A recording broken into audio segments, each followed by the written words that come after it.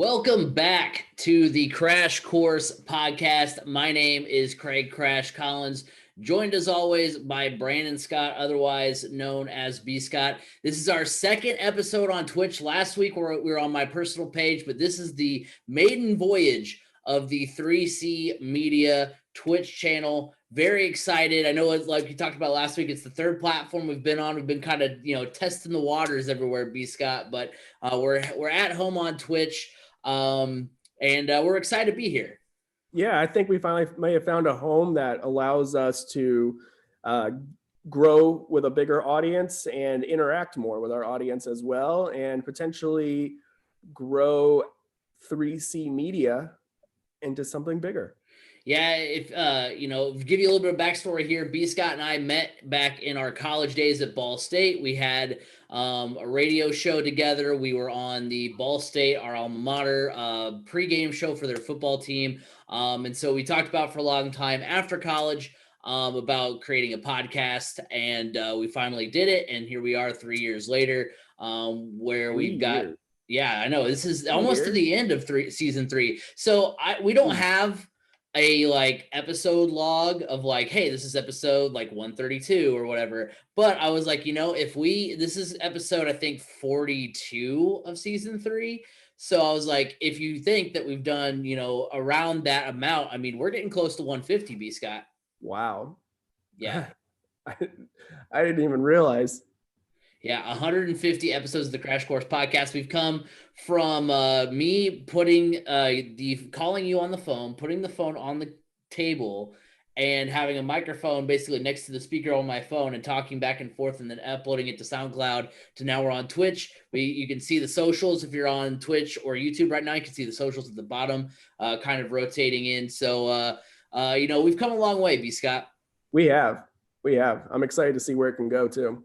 So tonight we're going to be talking a lot about football. We're going to talk about some things on the college football scene, but we're mainly going to talk about the NFL as we get to the stretch run of both the college football season and the NFL season. And we have a lot to get to, so let's go ahead and just hop right in here, starting with college football. The first thing we want to talk about, we want to get it out of the way because I know B Scott doesn't really want to focus on Purdue for too long, which, by the way, forgot to mention before we got into things here, is that we are based in Indiana.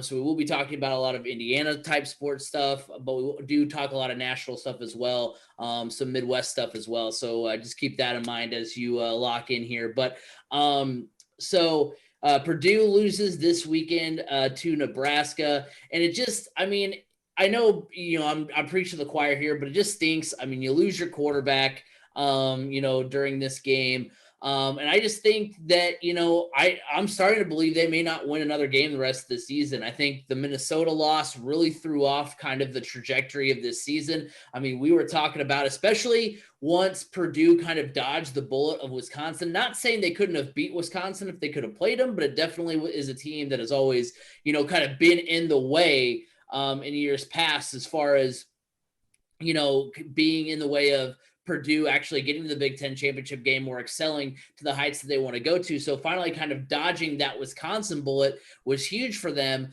And so they play Minnesota. You kind of think, all right, maybe they can get it back on track. Cause I mean, hey, if something happens to Northwestern, maybe you can kind of claw back in a little bit.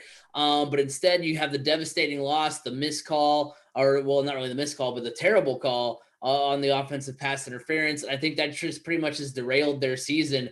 You'd like to think that since there's a chance that they could spoil things for IU, as far as IU potentially getting to the Big Ten championship game or potentially getting to the, getting to a, New Year's Six Bowl. You'd like to think that Purdue might get up to play spoiler for that game, but I'm not saying that they've checked out, B Scott, but it definitely feels like, the wind has been taken out of their sails, and it's going to really take a lot to get them back into the season. So I agree with you 100% that I don't know if they'll win another game. Now, it all depends on, I guess, who the crossover game is, because, this year it's not just going to be the top two teams, from the top team from each division playing on December 19th. It's actually going to be 1 versus 1, 2 versus 2, 3 versus 3, so on and so on. I guess it all depends on who Purdue's matched up with on that. Unfortunately, it could be Rutgers again, who made Purdue look silly. But the only thing I do agree that ever since the Minnesota loss, Purdue has just seemed different. That really just took it out of them. To me, it was actually the Northwestern loss. They were teetering after the Northwestern loss, and to have the Minnesota loss, I mean, I'll sound like a homer here all day if you want me. I don't care. But that was ripped away from them. That was a win that they had, and it was taken away from them. I feel like that win could have potentially flipped the script on the season and sent them in a better direction. But to have that one just taken away from you, that is morally defeating, especially for a team that is so young. This team is still young. We don't want to. We always want to say, well, look at them. They got all this talent. They got Rondale Moore and David Bell, and this, that, and the other. Well, you got to remember, David Bell's a true sophomore. Your quarterbacks are basically sophomores. Your offensive line is very young. They're starting a true freshman on the offensive line. One of your star defensive players is a true freshman or a true sophomore. I mean, this is a very young team still, not to make excuses, because this was a young team last year too that got a lot of experience, and it's just continuing on. But you hit the nail on the head. It looks like the wind has just been taken out of their sails. They look like, to me, I don't think they're phoning it in, but okay, I'm just going to go there and say it. I feel like Jeff Brom is phoning it in.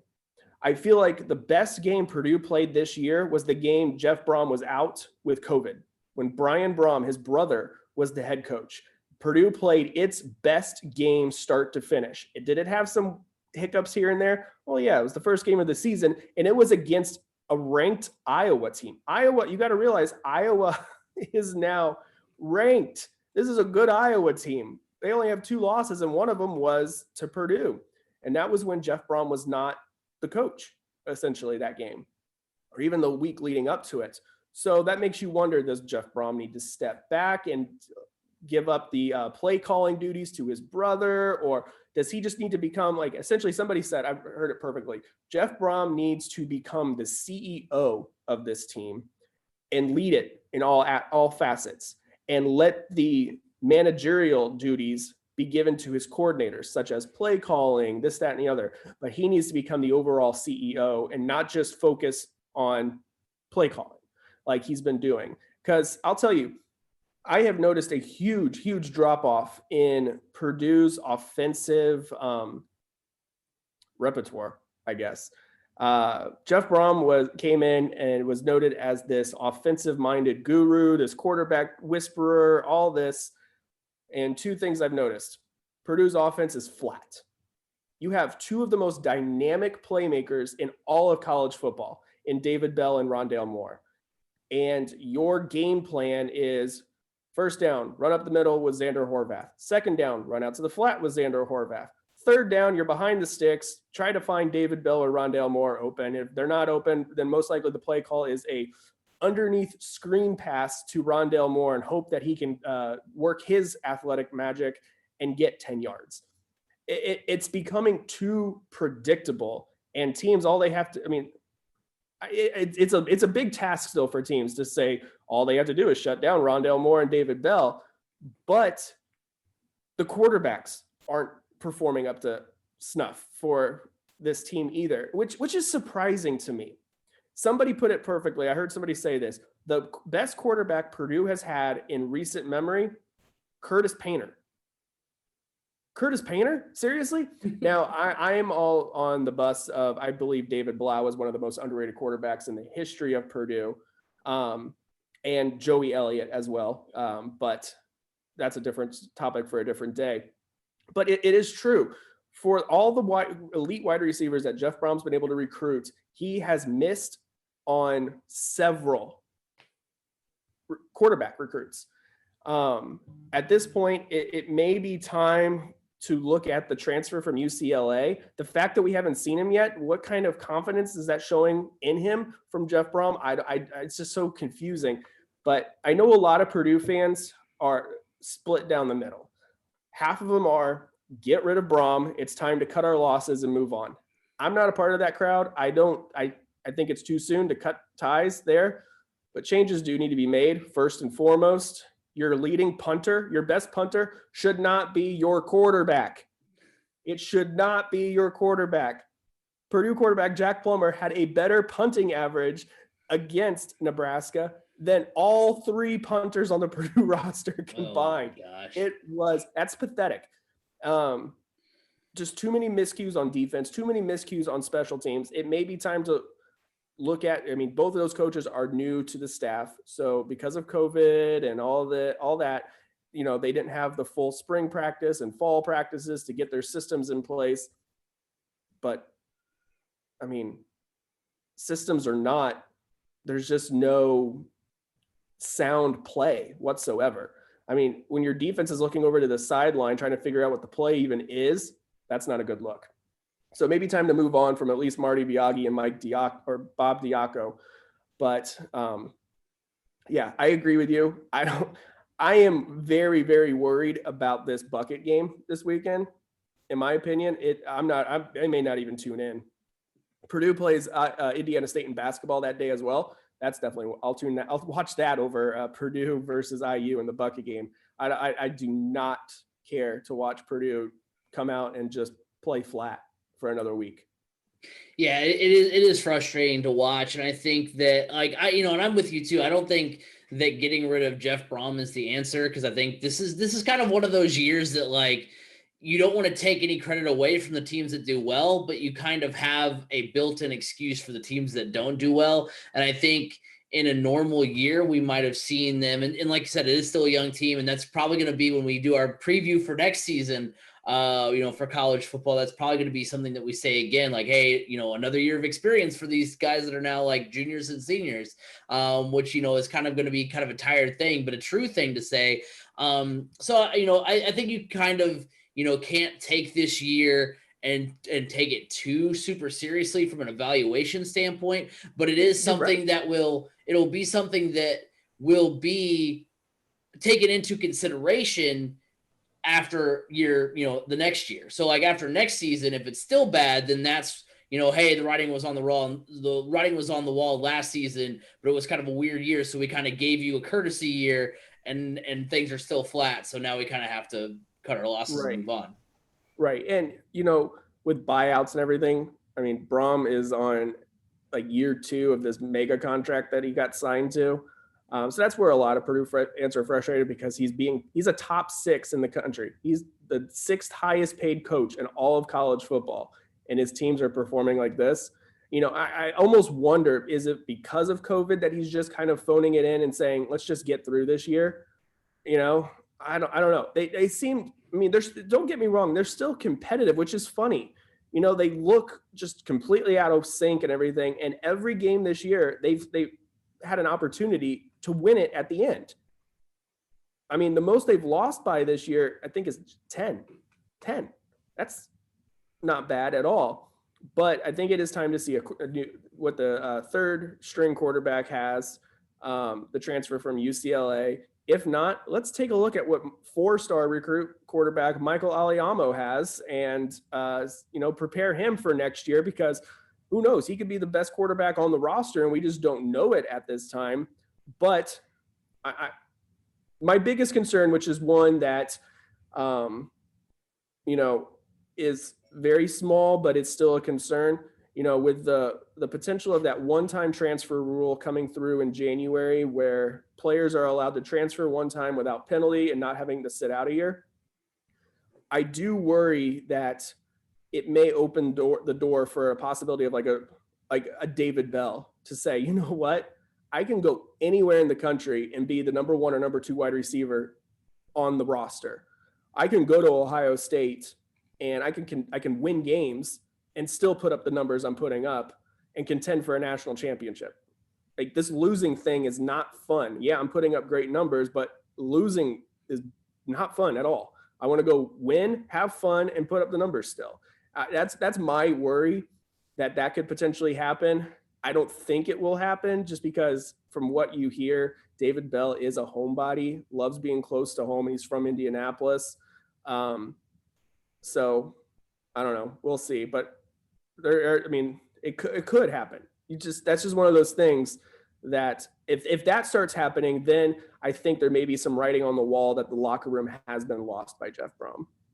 We talk about being in contention. We're going to shift now to a team in Indiana, or a couple teams here in Indiana that actually are in contention for some things here in the college football season. That is, first of all, to talk about Notre Dame. Notre Dame and Clemson are set to do battle in the ACC title game. And the question kind of going into this game is kind of the elephant in the room that has existed since about mid-November, and that is, can Notre Dame beat Clemson twice?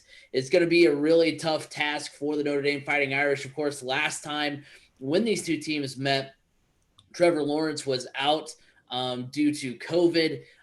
So it was very, not to take anything away from Notre Dame, because we talked about it at the time. I mean, Notre Dame looked good. Notre Dame rose to the occasion. I mean, they still had to go out and play a good game, and they did exactly that.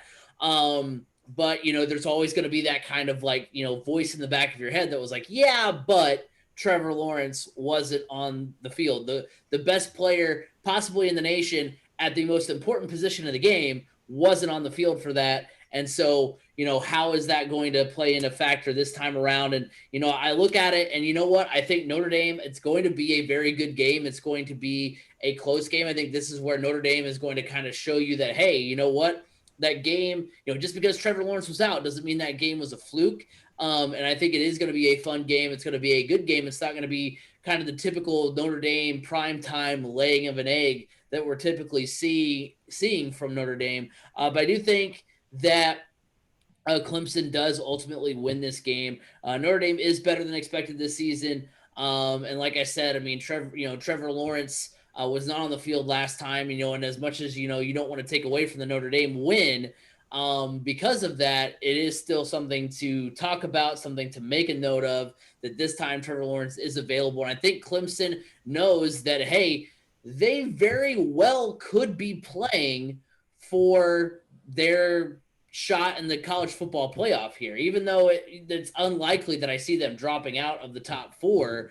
You never know with how things are kind of going, because let's say that Florida beats Alabama, well, then Clemson's probably out, because they're going to have Florida and Clemson in, and then most likely Ohio State, Notre Dame. So Clemson knows that they have that for the first time in a long time, they have to win this game to be in the college football playoff. It's not, a foregone conclusion where, like last year, if they would have lost to Virginia, they probably still were going to be in. Like we know that already. But this year, they're going to play in the ACC championship basically for a right to go to the college football playoff, as long as everything else kind of plays out the way that we think it's going to play out. So it's a big game. I think Notre Dame could rise to the occasion, but I think ultimately Clemson wins.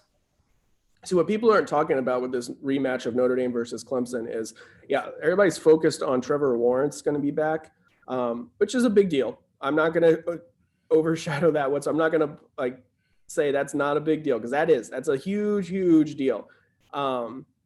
But the bigger deal is Clemson was without a lot of their top defensive players in that game against Notre Dame as well because of COVID. And those guys will be back. I feel like that is a bigger return for Clemson than even Trevor Lawrence, because they had no answer for stopping Notre Dame's offense in key situations. And I think with those defensive leaders back, and that's going to play a difference. Honestly, I don't believe that this is a play-in game. I'm not going to buy that. I believe both of these teams are in. Notre Dame has done enough this year that win or lose, they're in the playoff. Clemson, it may become a little bit iffier if Notre Dame wins again for Clemson, but I feel like if they're going to get in, they're going to be like the fourth team in. The thing that could hurt them the most, though, hurt both either Notre Dame or Clemson, is, you hit it right on the head, is Florida versus Alabama, the winner of that game. If it's Alabama, great. Clemson and Notre Dame, you're both in. Congratulations. Ohio State, you're in as well. Alabama, you're in. However, if Florida pulls the upset over Alabama, then it becomes a little bit trickier. I think it becomes easier if Clemson loses to Notre Dame in this scenario as well, because then you go, okay, we're leaving a 2-loss Clemson team out. No big deal. You got 2 losses, and we got 1 loss Florida, 1 loss Alabama, undefeated, Ohio State in as well. We're good. It gets dicey if Florida upsets Alabama and Clemson beats Notre Dame. Who's left on the outside looking in, essentially? Because in all things considered, you're not kicking Ohio State, an undefeated Ohio State team, out.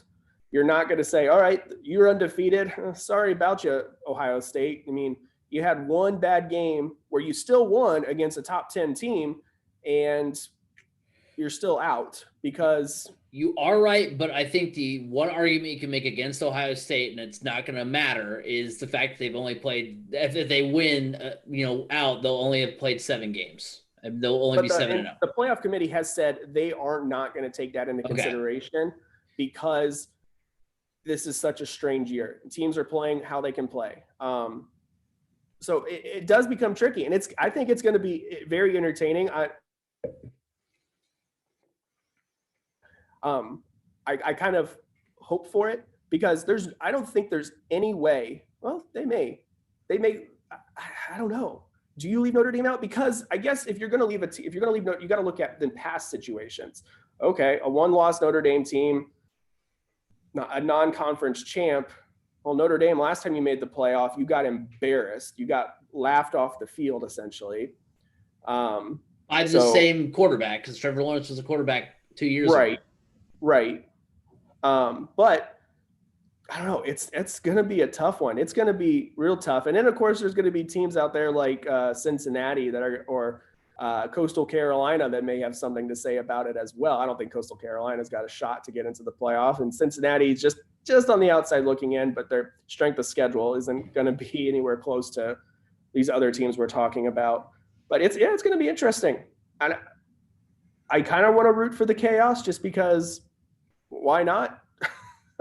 It's 2020. Let's add a little bit more chaos into it. Oh, I'm always an advocate of the chaos. So yeah, I agree with you. It's not a playing game by definition. It's not the winner is in, the loser is out. But it essentially plays like that, and that kind of goes to what we're, the next part of this conversation was, which is will the losers still make the college football playoff? And my original take is that depends on how bad Notre Dame loses if they lose. Because if they do lose by 2 or 3 touchdowns, then I think you can make the argument that, okay, well, it was clear that because the Clemson was missing all these players the first time, that if Clemson had those players, which I know is kind of unfair to, take those, basically make that argument, but it's a valid argument at the same time that like, hey, Clemson only lost that game because they had a lot of players out. They are the better team. That kind of breaks the tie between the 1-1 record. Clemson's in, Notre Dame, you're out if Alabama or if Florida beats Alabama, because that's the other kind of weird thing, because you are right. Both of them are in if it's a close game, no matter who wins, because there's really not, looking at the rest of the, top of that list. I mean, you've got Florida. I mean, you're not putting them in if they lose the SEC championship game. Texas A&M's not even going to play in the SEC championship game, so you can't make the argument for them. IU lost to Ohio State, so you're not putting them in. So, like, a lot of the teams not going to play in the Big Ten championship game. Right. So you have them, you have a lot of teams that are ranked highly that absolutely have no shot. Like, there's no way they're getting in no matter what. Like, there's no Big 12 team that's up there. There's no Pac-12 team now that Oregon's lost that's up there. They're like, there's 3 conferences that are playing for it right now: the ACC, the Big 10, and the SEC. And right now, there's really only one Big 10 team that's up there. So it's not like you're taking, a Northwestern or somebody else in there. So like, there's not a whole lot you can do besides say, the college football playoff is essentially set. It's going to be Alabama no matter what, the winner of the ACC championship game no matter what, and then, possibly whoever loses the SEC championship game, ACC championship game. Like it's pretty much already set in stone between like, a 14 playoff between like 6 teams essentially that are going to be playing for it. So yeah, if it's a close, I think it's a 14 playoff between 5 teams essentially. Yeah, like it's long story short, it's down to, not a 5. whole lot, Yeah, it's down to 5 teams essentially right now. right. So there's not a And whole, honestly, I do believe this chaos could happen oh yeah. because I am extremely high on this Florida team. I am extremely high on Kyle Trask. And I think they're being totally overlooked right now because it's Alabama. Why not? It's Alabama. They win it. No question. Really? Have you not watched this Florida team? I mean, talk about weapons. Yeah. I'm I interested. would take Kyle Trask or Kyle Pitts, their tight end, any day of the week on a Colts roster. Yeah. Any day of the week. I mean, these guys. This is a good team. Everybody wants to say, "Well, Mac Jones is playing a great quarterback." Well, Jack Plummer could play great quarterback at Alabama with Jalen Waddle and Devonta Smith and Najee Harris. I mean, heck, he puts up okay numbers with just David Bell and Rondale Moore. No, of course, Mac Jones is. I mean, Mac Jones is better than Jack Plummer, obviously, but do not sleep on this Florida Gators team. This is a team that is they're good. Oh yeah. And I think this is the best Florida team since Tim Tebow, Percy Harvin, Aaron Hernandez, all of them. I think this is the best Florida team we've seen since then. What I'm interested in more than maybe anything is how they're going to do the seeding. Because if even if you move out, it's going to be interesting to see, because I don't know, what does the college football playoff want as the national championship game? Because that's kind of how they have to avoid certain matchups. They don't just they want Alabama and Clemson. Right, but what do they do? If Clemson loses and Alabama wins, and that's an easy 1-4 matchup, and you're guaranteed that matchup, and then whatever happens in the title game, you're going to get those ratings no matter what. Or do you look at it as, all right, round 3 Clemson Notre Dame and round 3 Alabama? Oh, you're definitely not good. I think the winner of the ACC championship game is going to be the 2 seed, no matter what. Right. And Ohio State will be locked in as the 3. Yeah. I that's what I honestly believe. I don't think you're going to see a ACC versus ACC semifinal. I think that's pretty simple. You have a better likelihood, in my opinion, of seeing an SEC versus, well, maybe not. I don't think you're going to see a same conference matchup in because the semifinal. Regardless, if Alabama loses, they'll probably fall to 4, or they'll probably fall to. They would fall. They would fall to 3. Well, no, because you can't. I think they would fall to 4. You can't you would put Florida in at 3, Ohio State at 2, and then let's say Clemson won in a blowout. Right. Clemson at 1. Yeah, that's the interesting thing though, because if Florida does win, do you take them from 6 to 1 automatically, or do you, right? But then how far do you drop Alabama? Do you drop them to 4? And then you drop them to 4. Drop them to 4, and then have Florida at number 2, the winner of the ACC championship at number 1, and then Ohio State at 3. Oh, I think I think Florida, Notre Dame, or Florida even just at Florida at 3, and Ohio State at 2. When you put them at 2 and 3, it doesn't really matter regardless. Right. All it really matters is who's at 1, who's at 4. Yeah, that's what I'm most interested to see, is how they end up seeding everybody, because I think that'll be kind of, because like we said, I mean, it's right now there's 2 SEC teams that could potentially make it, 2 ACC teams that could make it, and Ohio State. So yeah. It's going to be interesting to see what happens there. Speaking of the Big Ten, we talked a little bit about IU a minute ago. They did beat Wisconsin, so they head into the bucket game at 6-1, ranked number 12. Now there's a little bit, I don't really know, it's kind of mini controversy right now, potentially. Should Michigan and Ohio State not play? I don't know if it's been officially that they've stated they're not going to change the rules for Ohio State. I don't know if you can shed more light on that, B. Scott. The last I heard is that the presidents and chancellors, Barry Alvarez is the one that comes out and basically speaks on behalf of everybody. And they are leaning right now towards getting rid of that rule because it is ridiculous to have a team go undefeated. And essentially, if the Big Ten sticks to their guns and says, well, if you've played less than the average amount of games, you can't go to the conference championship. Well, guess what, Big Ten? You just shot yourself in the foot and you don't get to go to the college football playoff either. So right. they know these things. They're not dumb, especially when you got Barry Alvarez leading the charge on this. He's no dummy. He's probably one of the smartest football minds and athletic director minds out there, in my opinion. And I think he's going to lead the charge for saying this rule's stupid. Yeah. Well, I mean, the Big Ten has been kind of behind, the 8 ball ever since originally saying that they're going to cancel the season and move it to the spring. Because, they made that rule thinking that, hey, you know what? We've got a 21-day, if you get COVID, it's 21 days that you can't play and all this stuff and that stuff. They thought their rules were so strict that nobody was going to break them. And then they obviously have. Well, not only have they broken them, but they've started using that as a strategic advantage. What better way, if the Big Ten holds to their guns on this, what better way for Jim Harbaugh and the Michigan Wolverines to stick it to their rival as Jim Harbaugh waves goodbye as he's walking out the door than saying, oh, we've got COVID, we can't play. Right.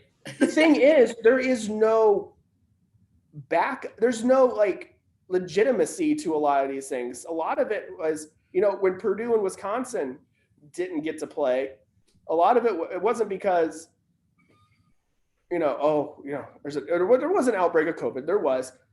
But Wisconsin canceled 2 games in a row because they had no quarterbacks. Well, guess what? Neither did the Denver Broncos, and they marched their butts out on the field and put out a wide receiver as their starting quarterback. They tried to petition to get a coach to be their quarterback. Can I just say real quick that the NFL missed potentially the greatest story of 2020, potentially one of the most dangerous stories of 2022, by not letting the coach play? Like, how great would it have been, even if their coach went like 0 for 12 with 5 picks, it still would have been the best story of the year, I feel like. Oh, yeah, I agree. But I will also say this. The NFL has looked horrible. And the same week that you tell Denver, sorry, you have no quarterbacks, you still have to play, they kept rescheduling the game between Pittsburgh and Baltimore because Lamar Jackson had COVID. Or, a few players for Baltimore and Pittsburgh had COVID. Well, we can't force either one of them to play when they're down any players. That would be bad. But Denver, you're out of the playoff picture. Screw you. Go ahead. You can play with no quarterbacks. Right. I mean, that was a bad look for the NFL. Horrible. And it's not really being talked about by the mainstream media. I hate it. I'm like, come on. That was blatant. Well, and blatant favoritism. Speaking of that, that's kind of my theory on what will happen if there is something that goes wrong with Michigan. Because if Michigan says, hey, we can't play. Now, I know that there's not as much time to push back as there was with Pittsburgh and Baltimore. But, I think the Big Ten will say, all right, well, we need to play this game on Monday, Sunday, Tuesday. How can you? With the rules that the Big Ten has put in place, if Michigan comes out and says half of our roster has COVID this week, there's 21 days that those guys are out. Right. That's 21 days. That's why the Big Ten said we're not going to reschedule any games, because they can't. True. They literally cannot because of that 21-day quarantine that they put in place. But I'm sorry, I cut you off on your point earlier. Go ahead and continue with that real quick, B. Scott. Which point was that? you were talking. It was before I cut you off to say, before I cut you off. I was just disappointed in how the NFL handled that situation. Right. Oh yeah, definitely a bad look by the NFL. But yeah, I mean, like I said, I think the Big Ten. It was right before I said that the Big Ten had been behind the 8 balls since making the decision to reschedule the season for spring. Because putting in all these kind of arbitrary rules, thinking that they were going to be followed, and then they weren't, and now they kind of have to backtrack. So yeah, I mean, I think that the game will be played between Ohio State and Michigan, and if it's not, no matter what, Ohio State's going to the Big Ten championship game. Oh, there's no way. There's no way Ohio State is not playing the Big Ten championship game. That's why I need all IU fans to sit down. It's not happening. The Big Ten will not let it happen because the Big Ten's hopes of getting into the playoff are resting on Ohio State's shoulders. And the Big Ten's not going to miss out on making the playoff because of some stupid rule that they can change. Well, and the thing that stinks is the fact that IU fans will see this as Big Ten corruption, which maybe somehow it is. If that doesn't, I don't think it is. Ohio State, you lost to IU. You lost right. to Ohio. That's what I'm saying. Like they won't look at this as they'll won't look at it the same way as if Ohio State doesn't get to play and they get to. And I mean, I guess that's obvious, but like, it's like because that's what I think of because when I used to be on the board for IU football games back at 1070, which that sounds important. All I did was hit the station ID every hour, but that beside the point. That is a very important job, Craig. If I had to hit a button. Station ID. How are we going to know who we're listening to? Exactly. So. Like, the argument there by the broadcasters were always like, well, IU's always little brother, they are, but to all these bigger teams, they're never going to get their shot. Hey, you got your shot. You beat Michigan. You beat Michigan State, although Michigan State was down. You beat Wisconsin. You're going to beat Purdue. So, like, you got your chance to beat all these teams, and you were set up, which we didn't get a chance to really talk about this, B. Scott, the fact that I said IU would get up for the game. They did. They almost won it. And you had your shot against Ohio State. You had your shot to kind of put up or shut up. It didn't happen. So instead of being like, we had our first shot in forever to do something. This was a great year. They're going to instead be like, well, we would have been, in the college football playoff had it not been for – I know, but I'm saying that's what they would think. I know they wouldn't have been in. But you wouldn't have been in. No, but they won't see it that way. They'll see a two-loss Clemson team will get in ahead of a one-loss IU. Let's be honest. Right. Like, congratulations. You hung with Ohio State. You beat a bad Penn State. You beat a bad Michigan. You beat a bad Michigan State.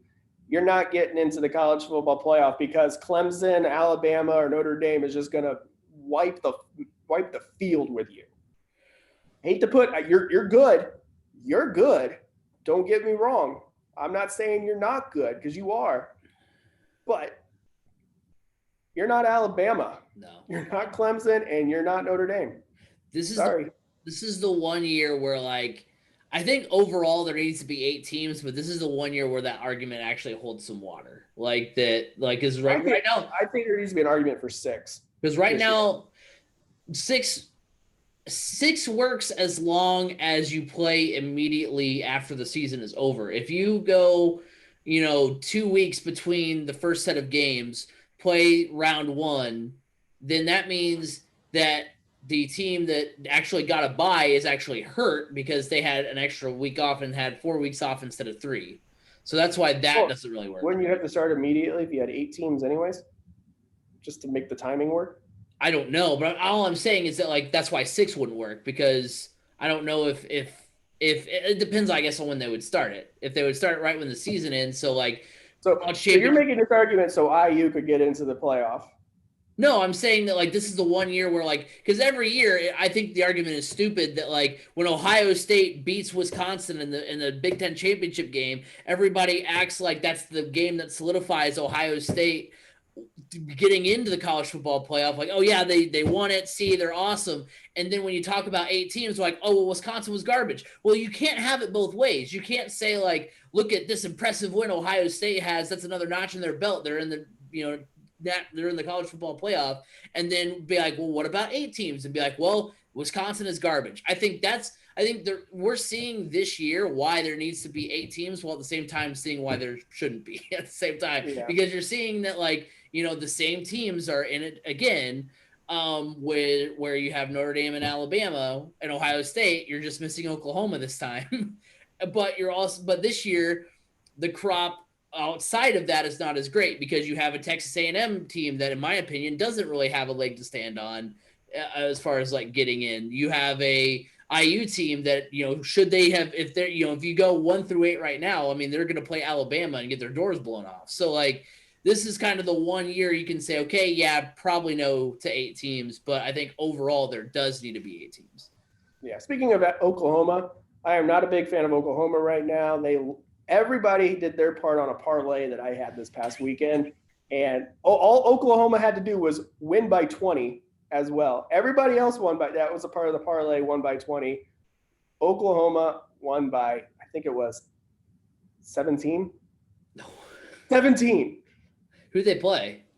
Baylor. They were a 21.5-point favorite. You didn't even have to cover. You didn't even have to cover the spread. All you had to do was win by 20. B. Scott, we've talked about your gambling addiction before we moved to Twitch to get a better community to have your intervention. So this is I had an opportunity to turn a $25 bet into $250, and Oklahoma dropped it for me. No. Come on. They said Come no. On. They said no, B. Scott. We're not encouraging your addiction. So one more thing about college football before we have to get to the ads here. Ball State versus Western Michigan this weekend. The winner goes to the MAC championship game. And if Ball State does end up getting the win, it will be a rematch of the undefeated season that Ball State had where they played Buffalo in the MAC championship game. We won't get into what happened in that game because Ball State lost. But, the question is, who wins that game? It's basically just a standard prediction. Who do we think is going to win and represent the MAC West in the MAC championship game? You know what? As much as I want to pick Ball State and say, hey, you know what? Why not? Why not put Ball State in the MAC championship game? Why not have them have a chance to knock off Buffalo? It's kind of a reverse situation of last time because obviously undefeated Ball State back in 2008 was favored over Buffalo, lost to Buffalo. Buffalo will be favored in this game, so why not in 2020 have Ball State win it? As much as I want to do that, I still can't get over the opening game of the season where Ball State had a chance to win against Miami and fell flat. They nearly gave the game against Toledo up earlier on in the season, so there's still some holes in this team. Western Michigan, I think, is a little bit more sturdy, so I'm going to go with Western Michigan, and they will represent the MAC West. But you know what? See, that's the thing. You bet against your heart. So that way, you know what? If Ball State loses, I expected them to lose. If they win, then I'm surprised. That's the way to go about it, B. Scott. Ladies and gentlemen, I'm going to call this one the crash kiss of death for this week. Western Michigan is not going to win now. No, yeah. It's 2020. Why not? Why not Ball State? I feel like a couple of weeks ago we were having a conversation off air of, man, why can't Ball State just have a good football team again? It felt like everything was lined up. Every year it seems like they're going to have a good season and then the injury bug hits them or they just underperform. I feel like there's just something special about this Ball State team. You listen to interviews from the players that they do with the greatest program in all of college sports programs and Ball State Sports Link. Shameless plug there, but yes, Ball State Sports Link, the leader in digital storytelling and college athletics. If you are interested in being a college or a sports journalist, I guarantee Ball State Sports Link's the way to go.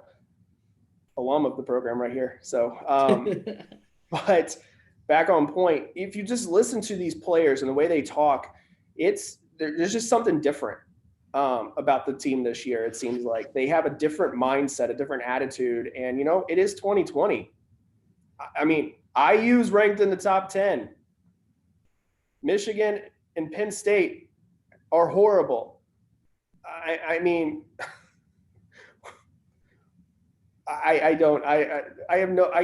just going to say that. That's it. That's why. And also because you picked Western Michigan to win. Hey, we need some I need something to be excited about. And Ball State playing in the MAC championship game is exactly that right there. I think you're right, B. Scott. Well, that is what we're going to talk. That is all for the college football part of the program. Before we get into the NFL, we're almost 50 minutes in, so it's time to get in to the ads here. So let's go ahead. Don't get me started on college football. And let's head into some words here from Anchor. The Crash Course Podcast is brought to you by Anchor. Looking to start a podcast but don't know where to start? Look no further than Anchor.fm. Anchor allows you to record and edit your podcast right from your computer or mobile device and will distribute it to other sites such as Apple Podcasts, Google Podcasts, and Spotify. On a budget, not only is Anchor completely free of charge, but will allow you to make money from your podcast with no minimum listenership. Download the free Anchor app or go to Anchor.fm to get started. Anchor, it's everything you need in a podcast in one place. All right, so we've talked about college football. Now let's go ahead and get into the NFL here. First of all, we got to talk about the Indianapolis Colts, who did get the win 26-20 over the Houston Texans this past weekend. The game started off with a T.Y. Hilton 21-yard touchdown reception. The Texans responded with a Deshaun Watson touchdown. The Colts then scored 14 unanswered. Nyheim Hines, a 5-yard touchdown run, and Jonathan Taylor, a 39-yard touchdown catch. It was 21-10 Colts in the third quarter. David Johnson made it a game again with a touchdown. The teams traded field goals. There was a sack of Deshaun Watson in the end zone that gave us the 26-20 final score. The game ended on a fumbled snap by Deshaun Watson. The Colts recovered. It was like at the 2? Yeah, 1 or 2 yard line, and that sealed the win for the Colts. The stats coming out of the game, Phillip Rivers went 27 for 35. He threw for 285 yards and 2 touchdowns. Jonathan Taylor carried the ball 13 times for 91 yards. And then T.Y. Hilton had 8 catches for 110 yards and a touchdown, because if he plays in Houston, he is just even more talented.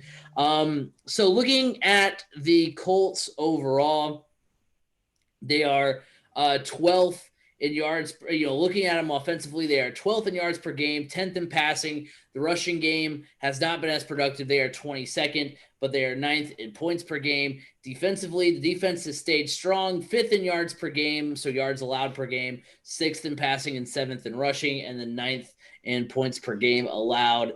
And so, you look at the Colts, especially after going 2-2 during that really tough month where they played the Titans twice. Now, granted, one of those games against the Titans was without a lot of their defensive players and a lot of their, main talent. So you kind of look at it that way. They also beat the Packers in that time. And the Titans, they got some really good games in and played really well. And, I think, going down the stretch run, there's some people talking, especially after the Titans lost, that, do the Colts still make the playoffs? What happens here? What happens there? I'm really excited to see what happens, but I am really confident. I mean, Phillip Rivers has been holding his own over the last 5 games, 8 touchdowns, 3 interceptions, and he's also thrown for 280 yards plus in 4 of the last 5 games, which, I mean, you don't need Phillip Rivers to go out there, especially with the defense playing the way that it's playing. You don't need Phillip Rivers to go out there and put up, Drew Brees-like numbers or Aaron Rodgers-like numbers. You just need him to go out there and play, just good game manager quality football, and that's what he's been able to do.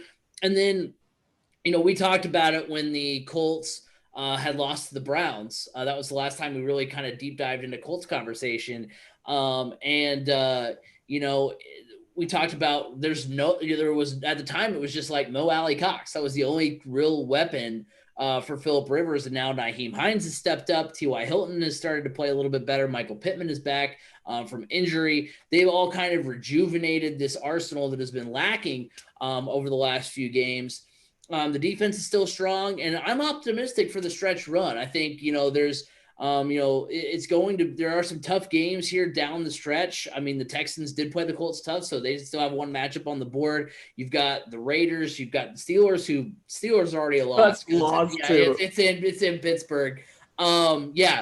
Pittsburgh did just lose. That was something that happened while we How would you like to be in an 0-11 team an 11-0 team that just lost to a football team with no name? Yeah, I know, right? That's insane. So the Colts still have some tough matchups down the stretch, but I am really excited for the end of this season. Yeah, I am too. Looking at the T.Y. Hilton stats and seeing his breakout game, I think all he needed to do was see the ball land in his hands a couple of times. And, I think he's kind of gotten past a case of the yips almost. But in all honesty, I think T.Y. Hilton's finally healthy, fully healthy. And we're seeing that. I love the emergence of Michael Pittman. I think we are now seeing everything start to click for Jonathan Taylor, and we're going to start seeing him get more carries. But looking at, I know everybody's like, well, they just snuck out of Houston with a 26-20 win. They went through it on 4th and 1, just a few yards shy of the end zone, and they got stuffed. Okay, I will admit that play call was pretty bad. Running it up the middle on 4th and 1 with Naheem Hines, not your finest play call there, Frank Reich, but hey, it set up Justin Houston to claim the all-time safety lead in career, or the all-time lead in career safeties in the NFL. He's got, I think it said five safeties on his career. That's pretty, yeah. That is interesting. But I think that's like number 3 on the season for the Colts, even 3 or 4. I mean, that's a lot. I love how the defense is playing. There's been some injuries here and there, and they just have to get healthy for this last stretch. Looking at it, I see them beating Texas again, or the Texans again. I see them beating Jacksonville. I think they're going to beat Las Vegas next week, but you just never know. The Raiders team is a hard one to gauge, and I don't see them beating the Steelers, to be honest. Colts just never fare well going into Pittsburgh. Something ever since like 1994 and that AFC Championship game, just kind of they struggle there. But I really do like their chances in the playoffs. Am I going to say they're going to make a Super Bowl run? No. I don't fully have faith that they can do that, but they can make it. I think they could make it to the AFC Championship game, mostly because it's this defense. This defense is a totally different animal, especially when DeForest Buckner is healthy. Night and day difference of that defensive line from the game against Tennessee to the game against the Texans with DeForest Buckner in there. He's arguably, I think, defensive player of the year. And then you have a potential defensive rookie of the year in Julian Blackmon in your secondary. This defense has the potential to help carry this team on a playoff run. And the style, we all know that the style that the Colts play is a style that really gives Kansas City fits. Obviously, we saw that last year, and that team last year was not as talented as this team, Colts-wise. Kansas City is just as talented, if not more talented. But the Colts are a much more talented team, and I don't think they are really scared of anybody. That defense, this is probably the best defense I've ever seen of the Indianapolis Colts, ever. Now, we don't have Robert Mathis and Dwight Freeney. Those are two of the best defensive players I've ever seen for the Colts, but I think this is the best overall defense I've ever seen. So I'm really excited to see how they can continue down these last few games. I don't think we all need to hit the panic button if we go into Pittsburgh and don't look good in that game, because it's tough going into Pittsburgh no matter what, especially this time of year. That's not a fun place to go into. But, and honestly, I'd rather lose to Pittsburgh now. And then if we played them in the playoffs, I'd rather beat them then. So that's a trade-off, I suppose. Because you're not going to go undefeated at Pittsburgh. You're not going to do it. You're not. So if I have to trade one for the other, I'm going to trade. I'll take the loss now just to get the win later, if that makes sense.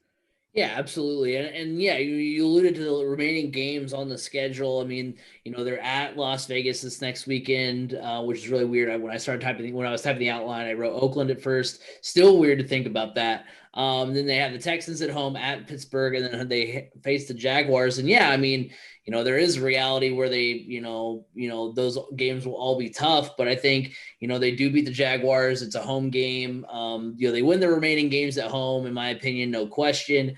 And yeah, I think at Pittsburgh, it's never been a place that they've been able to win, for whatever reason, and who knows what'll happen after that. And then, I was, the one toss-up game that I had was the Las Vegas game, this coming week. The Las Vegas is 13th against the run, so if they take away the already weak running game for the Colts, then maybe, which I think is improving. I do think it's improving now that Jonathan Taylor seems to be coming around. Right. So, if the running game is indeed coming around, I think absolutely no problem. But if the running game still is a little bit on the struggly side, then I think that Las Vegas does have a chance. I mean, the Raiders, I think, were a worse team last year, and the Colts were a better team at the time that they played the Raiders last year, and the Raiders won in Indianapolis with a crowd. So, on I the was road, at that game, and that was just a bad game for the Colts. right. By the time I got to my seats, we were already down 14-0. Right. So I think it will be an interesting game. But I think ultimately, though, the Colts will end up winning that one. I think they finished the year 3-1, and they finished the season 11-5, which is right around where we thought they would. Which is good to know.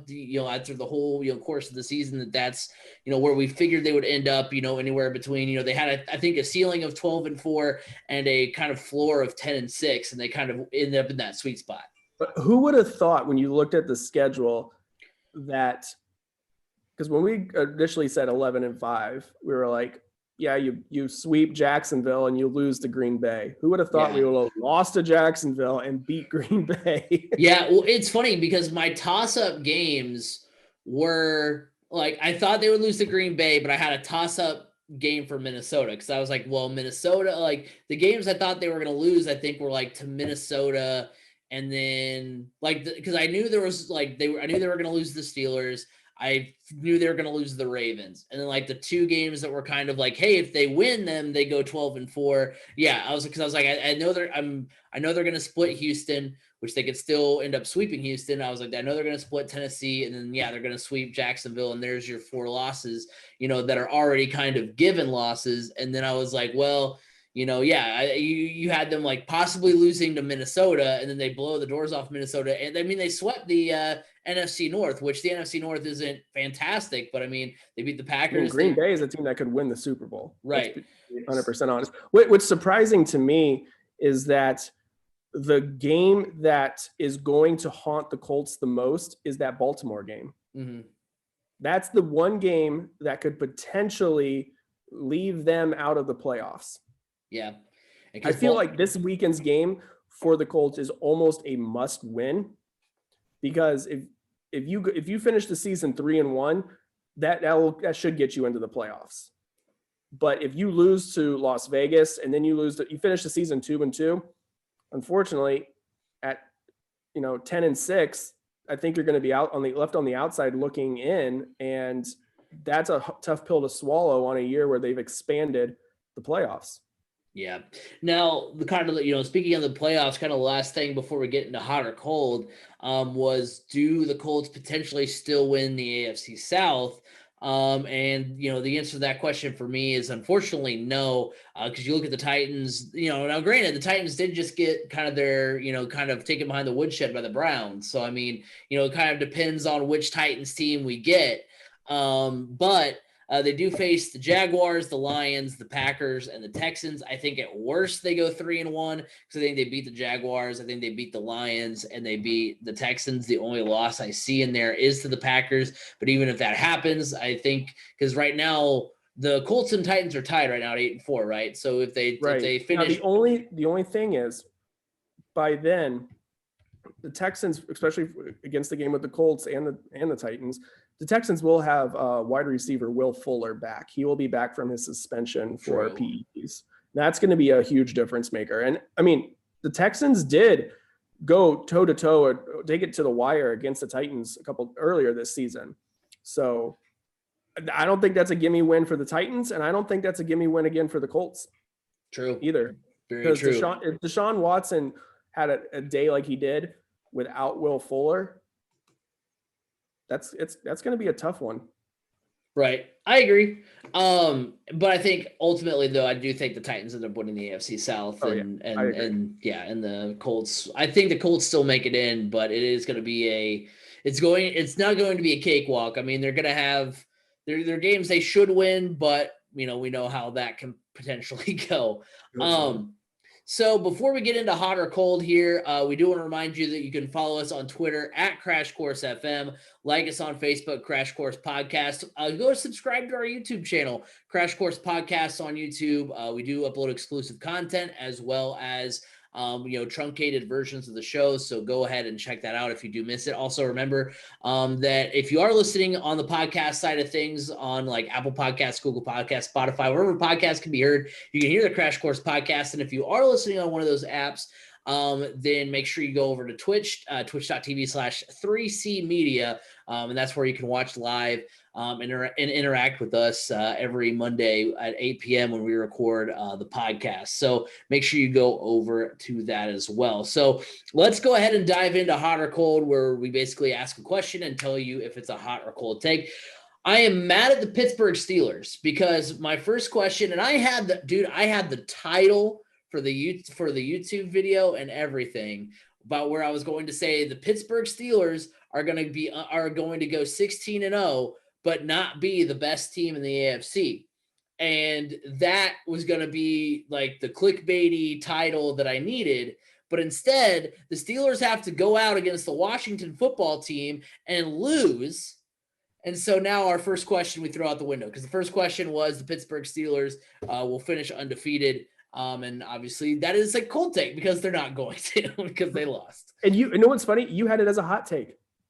I did, because I was like, well, they're obviously going to beat Washington, right?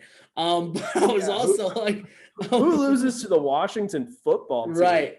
But yeah, I had them beating the Colts and the Bengals. And then I said, it depends on which Browns and Bills team they face, because if they face, the Browns team that just beat the Titans, then they lose potentially. If they play the Bills team that's played well, and I'm sure is right now losing to the 49ers as I sing their praises, like, I was like, if they play the Bills team that's, looked amazing at the beginning of the year, then, maybe they lose there. But, the Steelers are just finding ways to get wins, every week. So, but clearly not this week. So that goes ahead and brings us to that actually plays into one of your later questions as well, by the way. Exactly. Actually, it's the next one pretty much. And that is no, not even this one. Not even this one. Down the list. Okay. Down the list. Gotcha. With the Giants and the NFC East. Yeah, exactly. So we are going to get to them here in a second, but real quick, question number 2 here on Hot or Cold. The Steelers are better than the Kansas City Chiefs. And that for me is a cold take, because I think the Chiefs have more impressive wins this season. I mean, I know that the Steelers have also beat the Ravens. They are going to go ahead and play the Bills later on this season. But I think the Chiefs have been more impressive in their wins. They have beat the Ravens when the Ravens were kind of at full song earlier in the season. They beat the Bills when the Bills were still kind of riding high, when they were hot at the beginning of the year. And they beat the Buccaneers where Tyreek Hill just went absolutely nuts a couple weeks ago against the Buccaneers. And I think they're similar teams. I mean, it's kind of like comparing the Chiefs and the 49ers last year, where the 49ers had an amazing defense. Their offense was suspect. The Chiefs have an amazing offense, but their defense is suspect. And so, we saw last year in the Super Bowl that the Chiefs were better. And so, taking that and applying that to this year, I kind of see a similarity there. And then you also have the fact that, comparing the two quarterbacks, Patrick Mahomes, in my opinion, is better than Ben Roethlisberger. So I think the Chiefs are ultimately the better team. If I were picking who was going to win the AFC between the two, I would go with the Chiefs. That's not taking anything away from the Steelers. I just think that the Chiefs have been more impressive and they have the better quarterback. Yeah, I agree. This is definitely a cold take. I mean, for me, the Chiefs are still the defending Super Bowl champs until otherwise proven, and they haven't shown us anything to believe that they cannot repeat as Super Bowl champs. Whereas I felt like Pittsburgh was just playing on a hot streak, to be honest. Did I think they were going to slip up to the Washington football team? By no means did I think that. I would have had them losing somewhere else along the way. I think they still play the Browns once? Yeah, they play the Browns. Yeah. Yeah, I would have had them slipping up maybe there, but not against Washington. Or the Bills. Yeah. Either one of those two. But yeah, I mean, until proven otherwise, the Chiefs are still the class of the NFL. And that's my argument towards it. And so far they haven't proven to us that, they're still out there winning games big. They're playing their style of football, and they're I don't know. They're getting healthy in areas that they weren't healthy in before.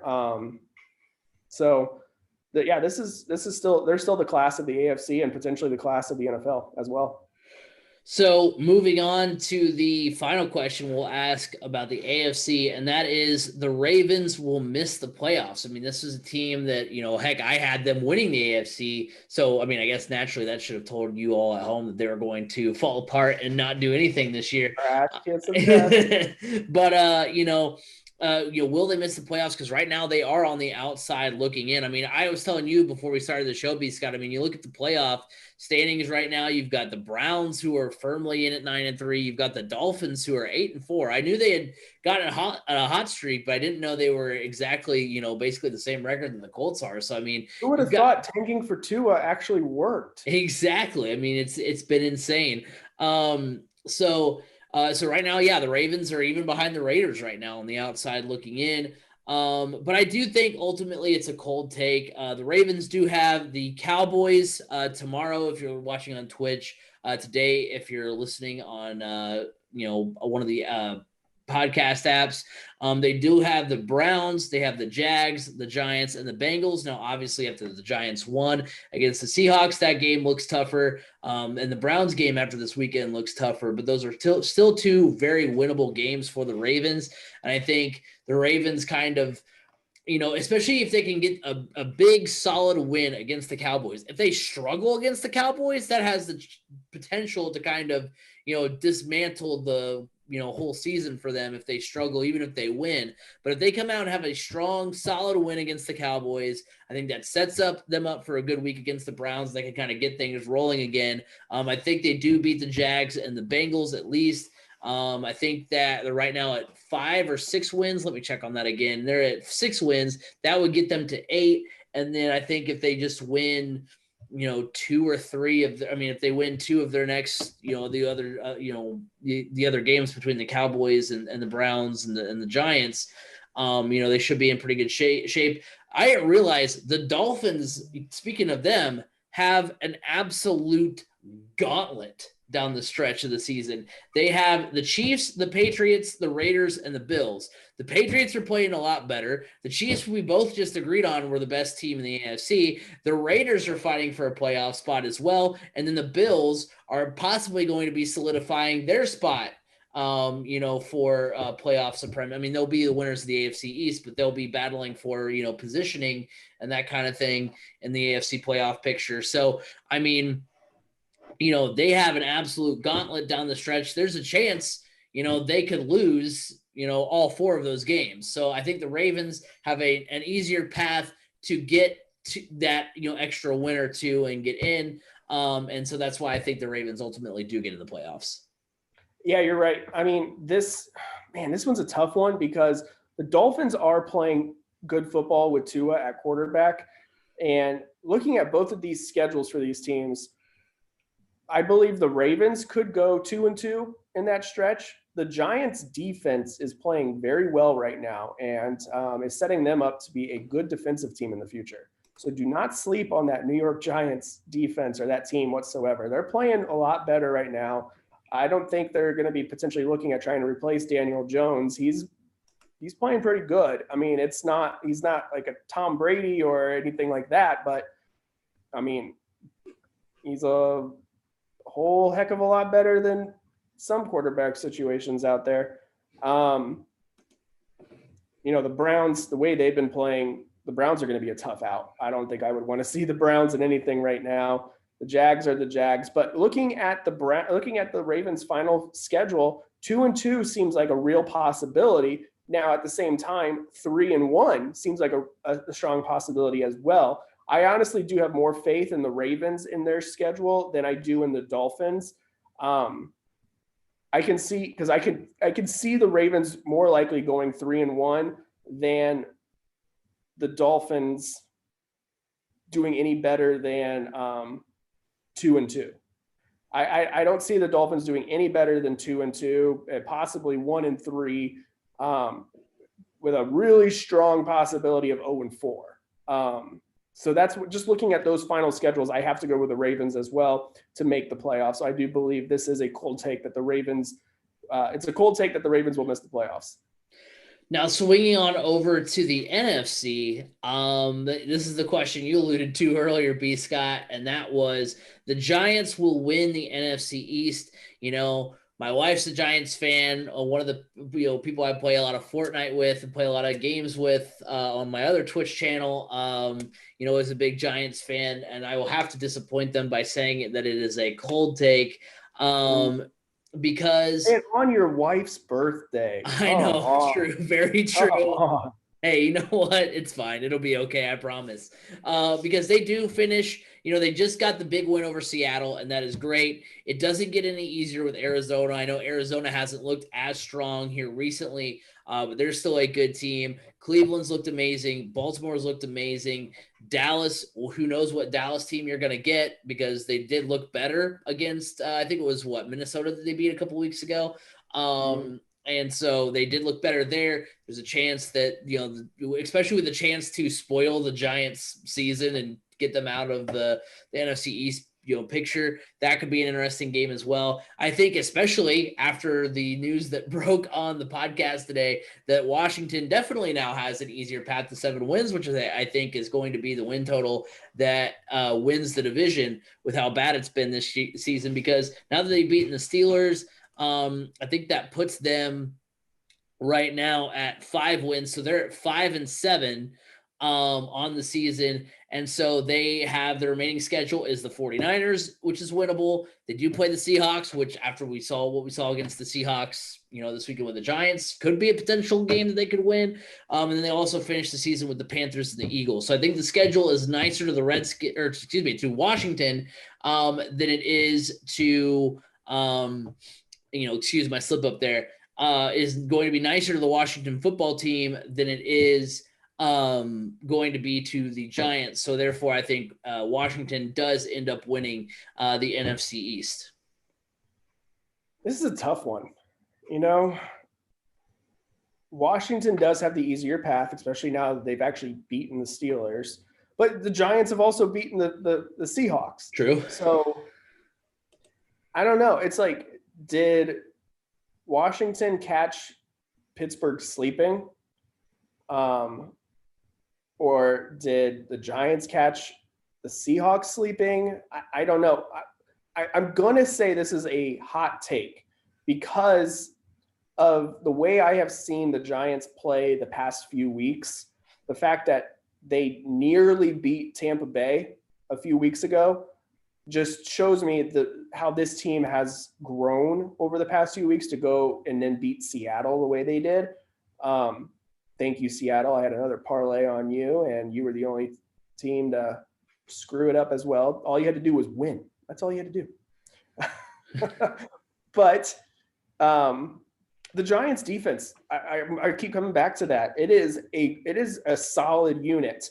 And this time of year is when teams that have a good defense are the ones that prevail. With injuries are starting to pile up. It's getting cold. It's just not comfortable playing. It's the teams with a good defense are the ones that ultimately end up prevailing each game. And I believe the Giants have the better defense between themselves and Washington. Now, Washington has a really good defense as well, led by Chase Young. But I right now, I just have more faith in the battle-tested New York Giants than I do the Washington football team.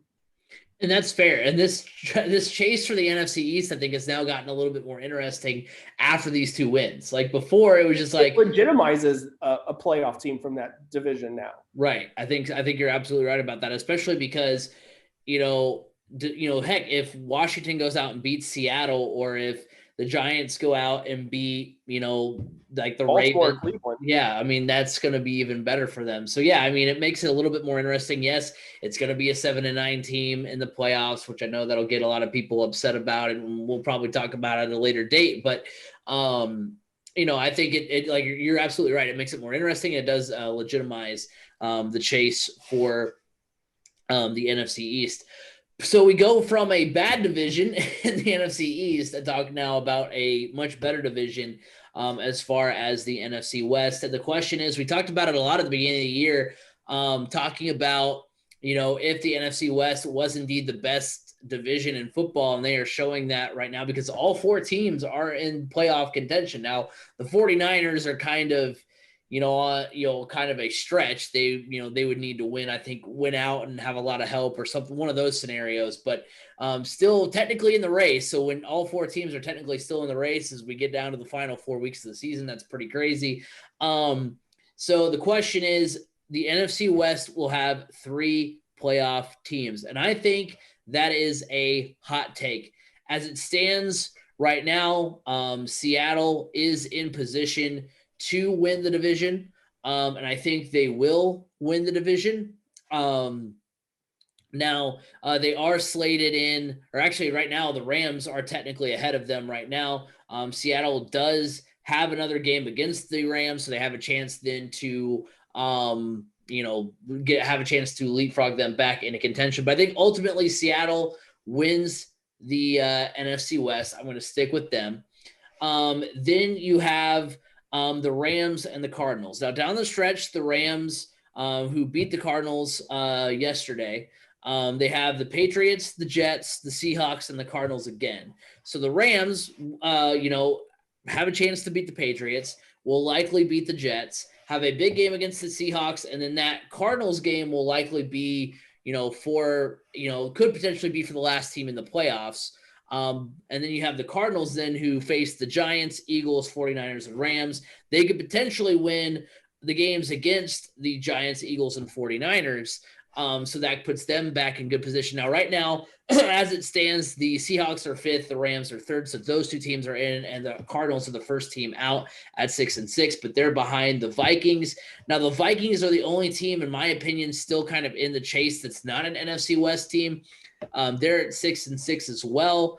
But I think they finish 8-8, and I do think the Cardinals end up at least finishing. I guess they'd have to win out to go 9-7. So maybe the Vikings have a shot to get in there, but I still have more faith in the Cardinals than I do the Vikings as far as making the playoffs. And then of course you have the Seahawks, who I think will undoubtedly make it, and the Rams, who I think will undoubtedly make it. So the Cardinals are kind of the wild card team there, but I think the Cardinals do have, especially here coming up, 3 very winnable games where they'll most likely be favored. They have a chance here against the Giants, Eagles, and Niners. They could potentially go 3-1 down the stretch and be a 9-7 team. And I think the Vikings will finish 8-8. So I think the Arizona Cardinals do get in. I think the NFC West will make up almost half of the field on the NFC side this year. I think this is a hot take as well, just because you look at the rest of the NFC and how they're performing. I mean, Tampa Bay is performing as underperforming, in my opinion. The NFC North, I don't think they're going to get more than the Green Bay Packers in. NFC East, well, they're just getting the one team. And honestly, you just look at the NFC as a whole, and I don't see how the NFC West doesn't get 3 teams in. Right. It's going to be very, very difficult for them not to. Now, the bigger question, I guess, would be, does Seattle ultimately end up winning the division? Seattle has not looked good these past few weeks. The LA Rams seem to be turning a corner, and they're looking like the Rams that made a run to the Super Bowl a few years ago. Not fully, but they're looking more in that direction than they were at the beginning of the season or even last year. But this is a good division nonetheless, and the expansion of the playoffs really helps this division as well, because technically with the way the NFC looks, the 3 teams that are going to be getting in should be playoff teams regardless, but because of the expansion, it will allow them to have all 3 of those teams in. So yeah, this is definitely a hot take. Yeah, I'm looking at the standings right now. The Washington football team is now 5-7. They are now 12th, but have a chance to be 4th if they can make a run and win the division. So that's just crazy. And they would host. They would host, wouldn't they? Wouldn't they host a first round game right now? A wild card weekend? Right now, if the playoffs were to start today, the Giants would host Seattle. But I mean, that would be Washington hosting Seattle. That'd be the matchup that we had in RG3's first playoff game. Jeez. Which is crazy to think back on that whole ordeal. Or no, was that RG3's first playoff game, or was that – it might have been both, because I know Kirk Cousins played against the Seahawks, and I know RG3 played against the Seahawks in the playoffs, but I don't know. Moot point, because it was both losses. But yeah, so it'll be crazy. And yeah, you're absolutely right. There's only going to be one team from the East, obviously. Heck, at this point, who knows if the Buccaneers will make it in? I know. So they're not looking good. I honestly believe Tom Brady is washed. Yeah. Everybody wants to blame Bruce Arians. Bruce Arians is a good coach, guys. But when you're putting all your eggs in a basket of a 42-year-old quarterback, eventually, guess what? Father Time does catch up. Well, and I think it's catching up. And the crazy thing is I think, like, if you were to ask today, like, because both the Patriots right now, because the Patriots are what? They are 6-6. They're 10th in the AFC right now. So they're unlikely, especially with as good as the AFC is, they're not going to make the playoffs more than likely.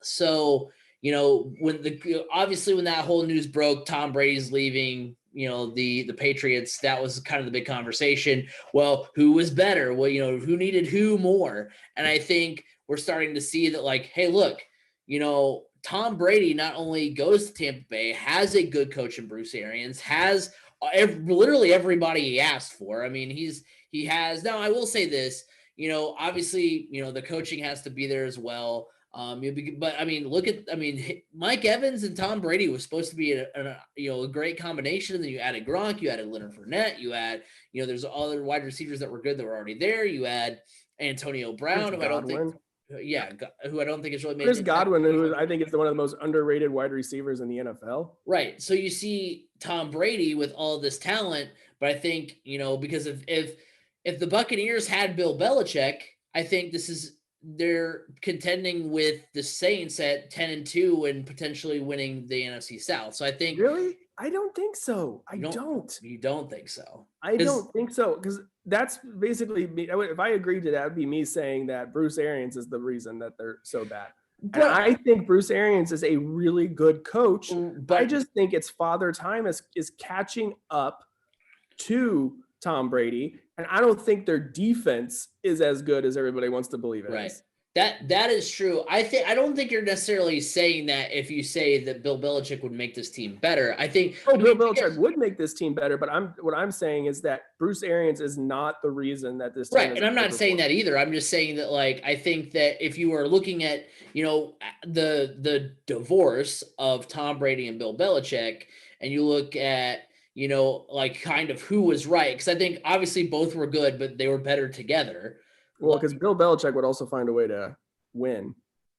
True. Also true. Wink. But I think that, like, we've seen that, like, hey, the Patriots had a really good system for Tom Brady, who was going to be a good quarterback regardless.